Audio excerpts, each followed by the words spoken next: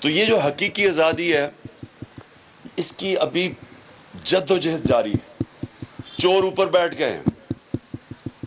ایک انگلش میں سیئنگ ہے کہ lunatics have taken over the asylum, کہ پاگلوں نے پاگل خانے پہ قبضہ کر لیا، یعنی چوروں نے ملک کے اوپر قبضہ کر لیا.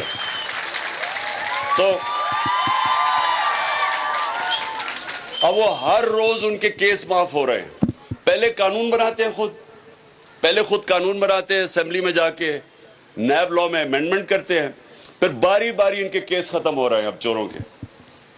تو میں ان کو بار بار کہتا ہوں کہ پھر جیل کھول دیں. وہ بیچارے غریب لوگوں کا کیا ہے، وہ جو غریب سارے جیلوں میں بھرے ہوئے ہیں.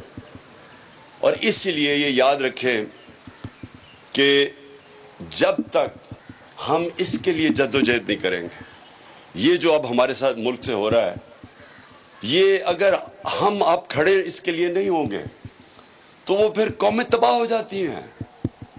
قرآن کی آیت ہے کہ میری زمین پہ نکل کے دیکھو کتنی قومیں تباہ ہوئی جو میرے حکم پہ نہیں چلی. قومیں رہتی نہیں ہیں، تباہ ہو جاتی ہیں. یوگوسلاویا نہیں ہے اب. پہلے ایک ہمارے زمانے میں ایک ملک تھا، وہ ختم ہو گیا. سوویت یونین نہیں رہی اب، وہ رشیا وہ تھوڑا سا رہ گیا. ہمارے ہوتے ہوتے ایسٹ پاکستان علیحدہ ہو گیا، بنگلہ دیش بن گیا. تو یہ نہ سمجھے کہ ملک رہ جاتے ہیں. جب تک ملک اپنی انصاف کے لیے جد و جہد نہیں کرتے، اپنے حقوق کے لیے، اپنے رائٹس کے لیے، اپنی آزادی کے لیے قومیں نہیں کھڑی ہوتی، وہ پھر قومیں تباہ ہو جاتی ہیں.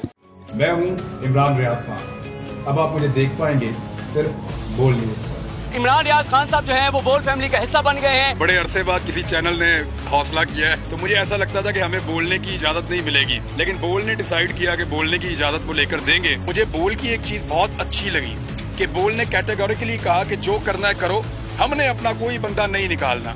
عمران خان بول کے ساتھ جمعے سے اتوار رات 10 بجے. سب سے زیادہ ویوز، سب سے زیادہ ریلز اور سب سے زیادہ ریٹنگ کے ساتھ بول اب بھی نمبر 1 پوزیشن پر برقرار. سبسکرائب کریں اور بیل دبائیں تاکہ کوئی خبر رہ نہ جائے.